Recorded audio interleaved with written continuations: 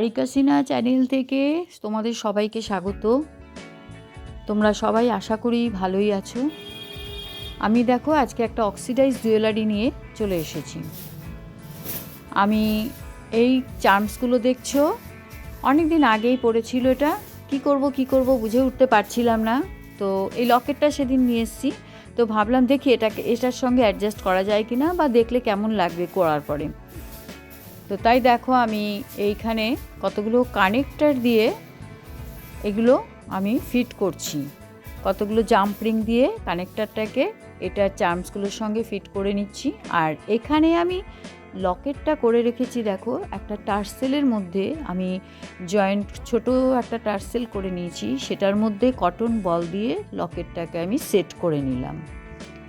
এবারে দেখো আমি এখানে আমি ওই চার্মসগুলোকে কতটা বড় করা যায় দেখছি, দেখতে থাকো।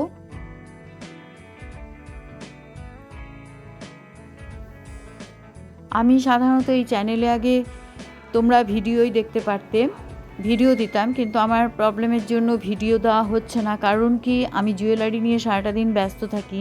এবারে দেখলাম ভিডিও করতে গেলে ধরো ভিডিও এডিটিং করতে হয়, এসব করতে অনেক টাইম লেগে যাচ্ছে, আমার এগুলোও হচ্ছে না। তাই সেই কারণে আমি ভাবলাম যে ভিডিওটাকে একটু বন্ধ করে দিয়ে আমি এগুলোই পোস্ট করি।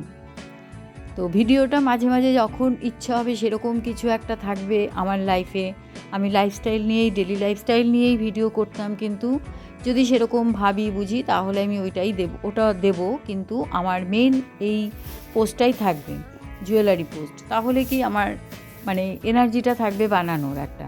এই দেখো এটাকে ফিট করে নিয়েছি এইভাবে, একটা লাইন মোটামুটিভাবে রেডি হয়ে গেল।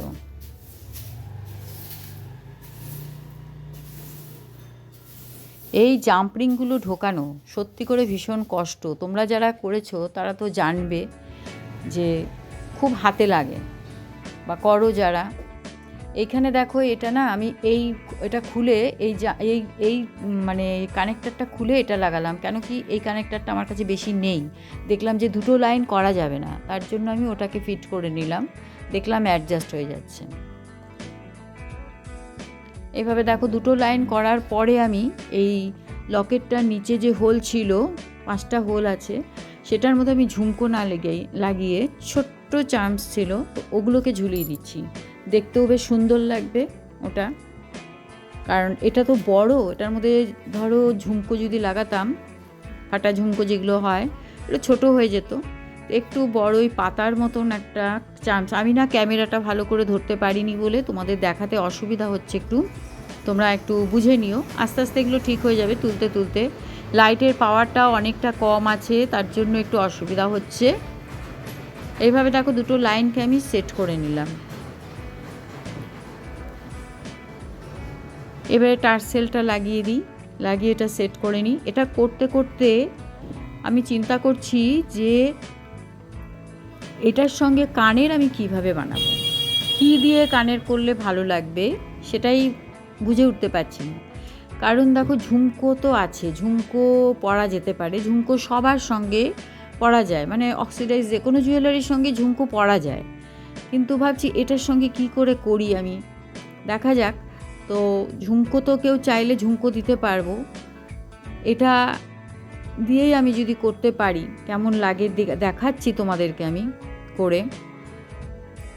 হয়ে গেল আমার নেকলেসটা হয়ে গেল। এবার এখানে একটা আমি সিলভার বল লাগিয়ে দিই টার্সেলটাকে সেট করার জন্য।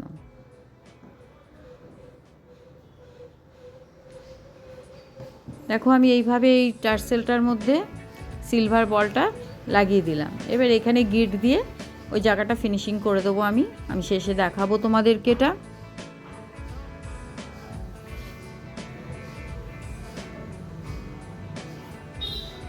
আশা করি ভালোই লাগছে দেখতে, কি বলো? লাল কালোর সাথেও পরা যাবে এবং অন্য কিছু কালারের সাথেও পরা চলবে, কারণ লাল কালোটা খুব মানে কমই আছে বলটা, কটন বলটা যেটা দিয়েছি। আর এইভাবে আমি কানেরটা ওই চার্মসগুলো নিয়েই কানেক্টার দিয়ে ভাবছি কানেরটা করে নিই, লম্বা হয়ে যাবে অনেকটা। এবারে যদি কেউ মনে করে যে না এত লম্বা কানের পরবো না, বা ঝুমকো পরবো, বা যদি বলে কেউ পাশা টাইপের পরবো, পাশা ঠিক এটার সঙ্গে মানাবে না, এটার সঙ্গে একটু ঝুমকোটাই মানাবে। এটা আমি করে রাখলাম। তোমরা বলো তো এই কানেরটার সঙ্গে মানাচ্ছে কি না, দেখতে কেমন লাগছে। সেট হয়ে গেল পুরো, কারণ জুয়েলারিটাও লম্বা হয়েছে, তার সঙ্গে কানেরটা আমার তো ভালো লাগছে। তোমরা একটু জানিও এটা কেমন লাগছে।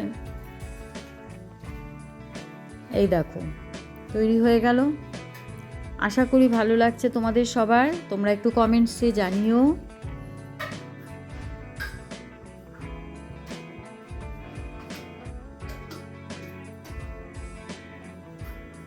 লকেটটা কত সুন্দর লাগছে দেখো। ঠিক আছে, চলো টাটা।